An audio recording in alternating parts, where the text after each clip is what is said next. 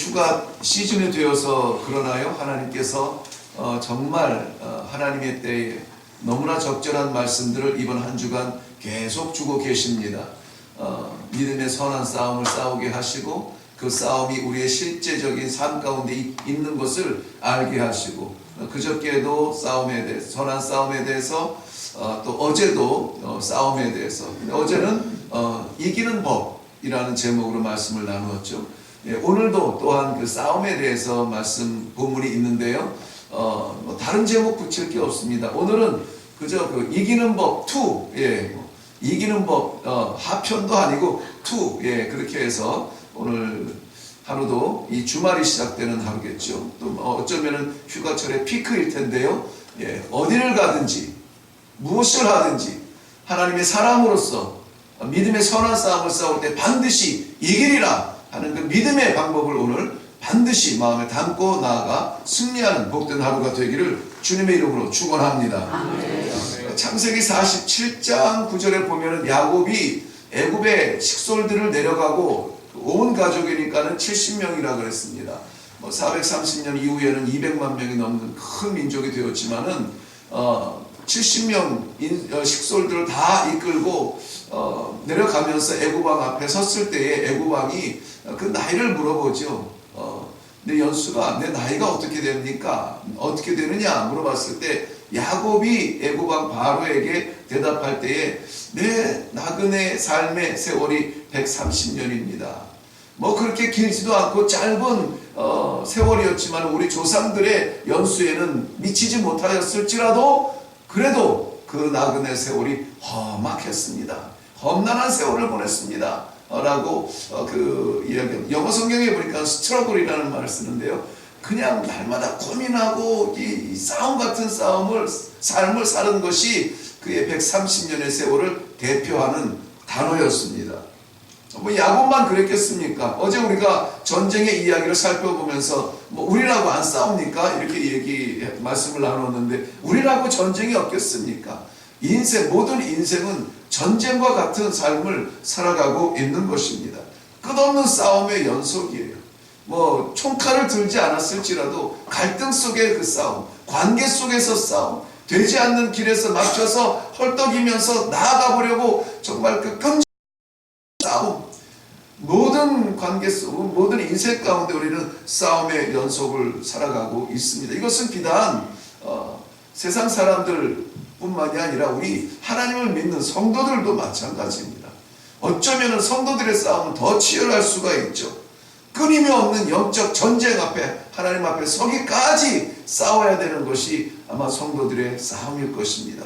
그럼에도 불구하고 우리가 찬송할 수 있는 것, 그럼에도 불구하고 우리가 평안을 이야기할 수 있는 것, 이 싸움이 우리의 싸움이 아니라 우리의 대장 되시는 예수 그리스도의 싸움이며 그가 이미 이긴 싸움을 우리는 따라가고 있는 승리적 싸움을 싸우고 있다는 것이 우리의 믿음이기 때문입니다.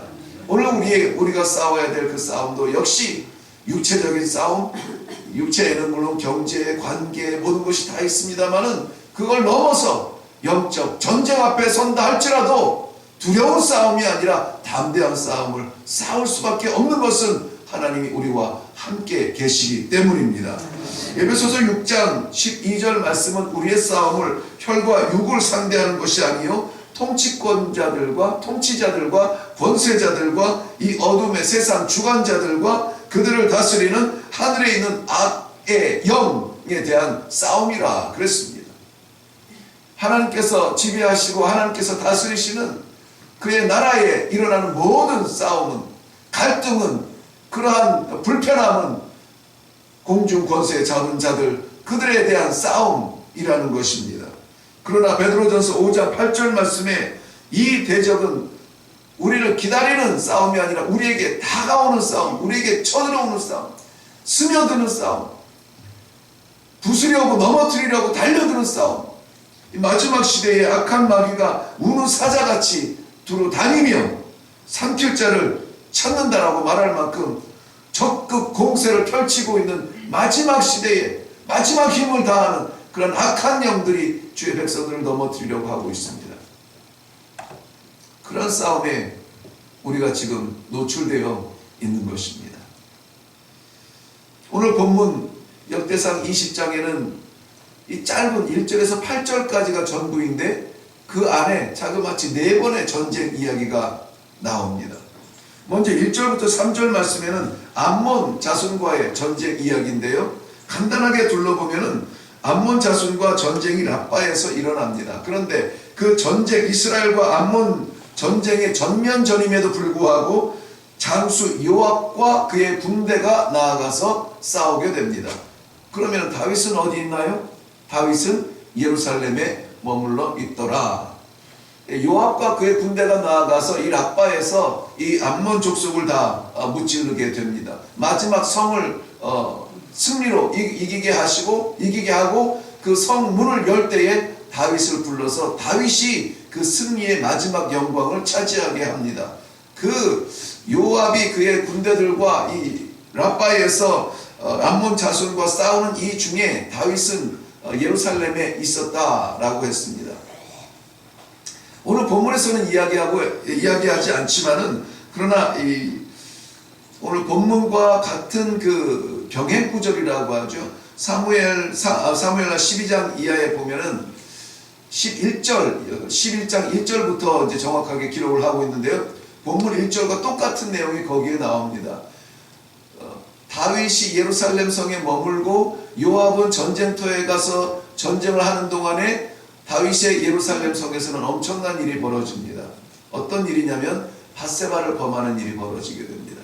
전쟁을 피했던 이 다윗 왕의 예루살렘 성에서의 암흑 같은 깜깜 좀 부끄러운 역사를 오늘 이 역대기서는 기록하고 있지 않습니다. 왜냐하면 역대기서는 바벨론 70년 포로 생활에서 돌아와서 정체성 잃어버린 하나님의 백성들에게 이 백성은 하나님의 선택받은 선한 백성이므로 우리의 정체성은 하나님 앞에 살아가야 된다. 이것을 심어줘야 되는데 거기에 불필요한 내용을 빼놓고 있는 듯한 그러한 느낌이에요. 아무튼 그 전쟁에서 요압 장군을 통하여서 승리를 이끌게 되고 그 왕의 머리에서 한 달란트가 되는 금을 빼앗아서 차지하게 했다라고 하는데 거기서 말하는 왕은 사실 사람 모압 암몬 족속의 왕을 이야기하는 것은 아니고 거기에서는 몰렉을 이야기합니다. 몰록이라는 우상을 이야기하는데 자식을 불 가운데 보내게 해서 화제를 드리는 그러한 우상이죠.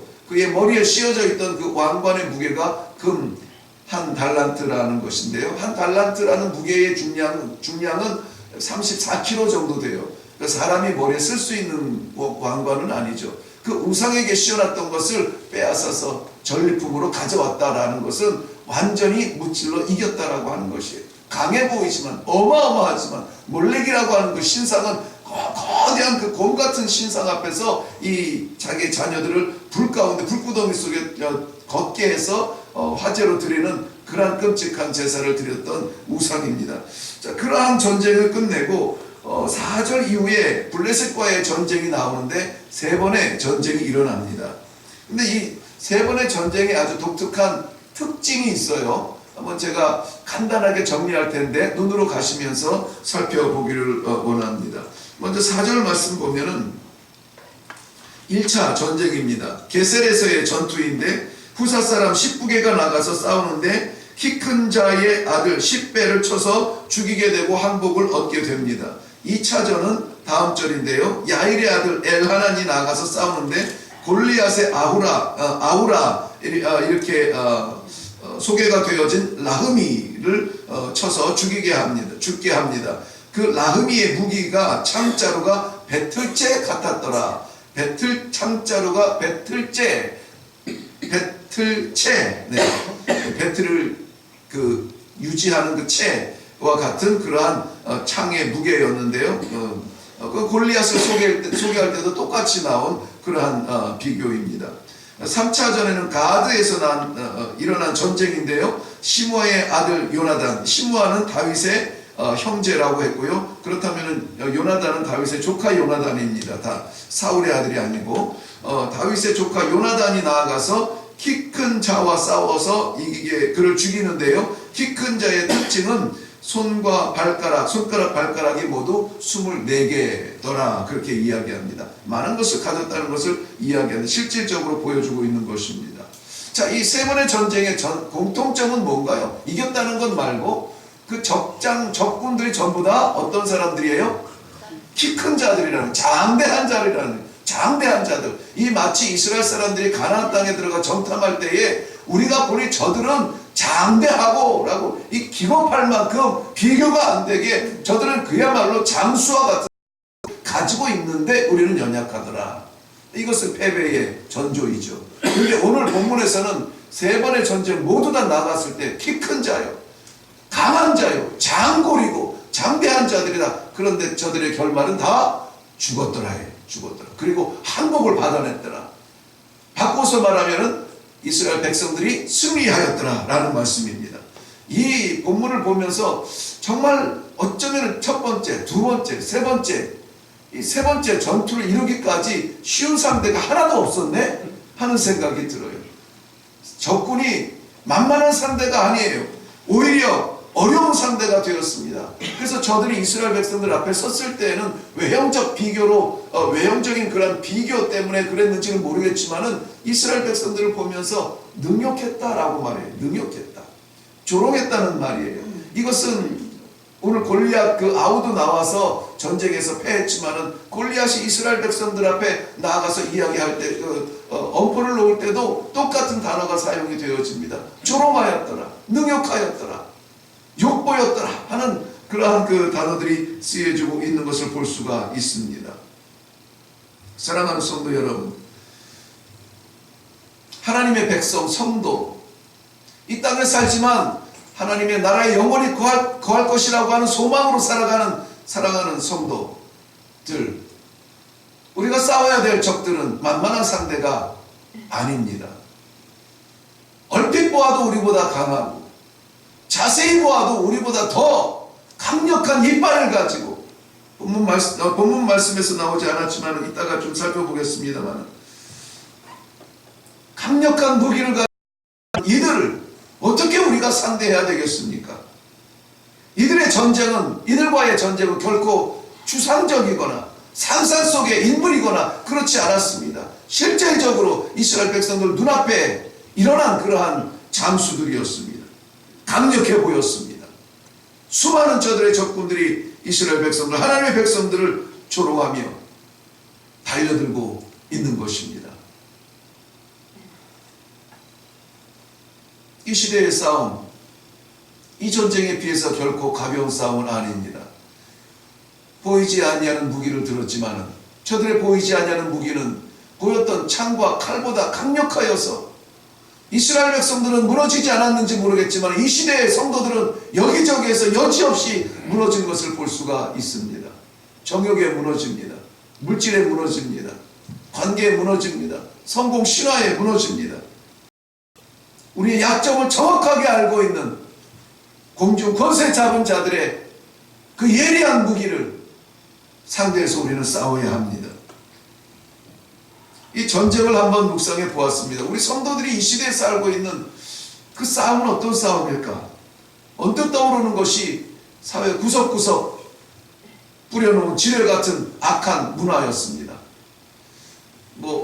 제가 정말 이 소름이 끼친다고 하죠. 소름이 끼칠 만큼 깜짝 놀란 그 광고를 하나 본 적이 있는데 젊은 아리따운 처자가 휴가를 가기 위해서 가방을 싸요. 가방을 싸는데 아주 즐거운 마음으로 가방을 싸요. 수고했으니까 떠나서 이제 즐겨도 돼. 막 그렇게 이 광고도 격려를 하고 있습니다. 근데 마지막에 그 가방을 싼 옷자락 위에다가 툭 던져놓으면서 잊지 말아야 될 것을 이야기하고 있어요. 뭔지 아세요? 피임약이에요. 피임약, 선전이에요.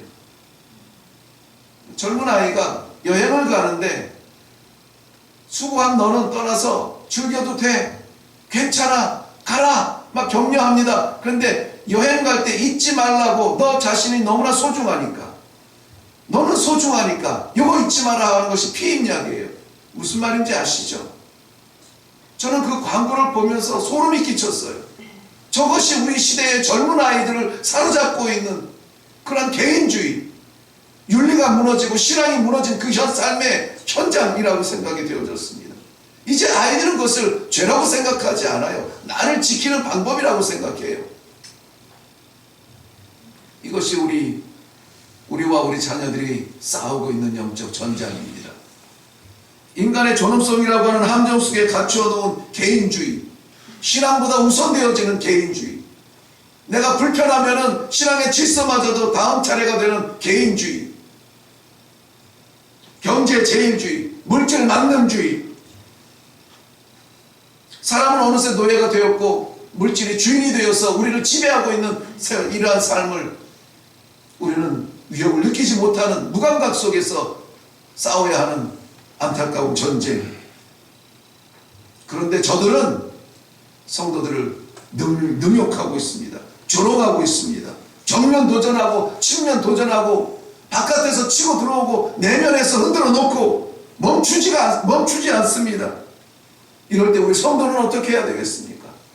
간절한 우리 주님의 말씀은, 우리 주님께서 외치는 말씀은 깨어라, 깨어 있어라, 깨어 기도하라 라고 우리에게 권면하고 권고하고 있는 것입니다. 기도하자고 저희 교회는 열어놓고 있습니다. 그런데 이 열어놓는 교회를 염려합니다. 왜? 악동들이 올라와서 나쁜 짓 하면 어떻게 하냐고요. 제가 악동들이 올라와서 나쁜 짓 할 거 두려워서 교회 문을 닫아야 되겠습니까? 올라와서 기도해야죠. 기도 소리가 나는데 악한 일이 일어났겠습니까? 싸움은 이겨야 합니다. 어제 말씀 나눴지만은 싸움은 반드시 이겨야 합니다. 왜냐하면 지면은 죽어요. 특별히 영적 싸움은 반드시 이겨야 합니다. 오늘 8절 말씀에 보면은 가드의 키 큰 자의 소생일지라도, 아무리 키가 크고 아무리 장군일지라도 다윗의 손과 그 신하의 손에 다 뭐 했더라? 죽었더라. 아무리 강해도 하나님의 백성이 이긴다는 말씀입니다. 우리는 이깁니다. 우리 주님께서 이기셨습니다. 오늘 우리에게 그 능력을 주시기를 원하십니다. 우리 기도하는 가운데 하나님께서 하늘로부터 부어주시는 영의 능력을 받고 담대하게 우리를 둘러싸고 있는 이 치졸한 사회적인 병폐와 우리 이 윤회적인 병폐와 우리 신앙마저 넘어뜨리려고 하는 악한 세력들을 저항하여서 싸워 이길 수 있는 주의 백성들이 되시기를 주님의 이름으로 축원합니다. 말씀을 맺겠습니다. 디모데전서 6장 12절 말씀에 믿음의 선한 싸움을 싸우라. 그래야 영생을 취한다. 영생을 취하라. 현재형입니다. 이를 위하여 내가 부르심을 입었고 많은 증인 앞에 선한 증거를 증거하였도다.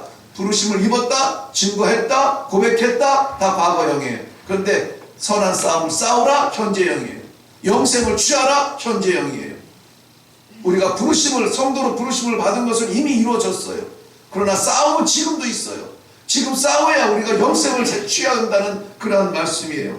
이것이 디모데를 향한 스승 바울의 편지입니다. 디모데후서 계속 오늘 말씀이 디모데후서 2장 15절 내가 진리의 말씀을 옳게 분별하여 부끄러울 것 없는 일꾼으로 인정된 자로 하나님 앞에 드리기를 힘쓰라. 어떻게 싸워야 될 자세를 말합니다.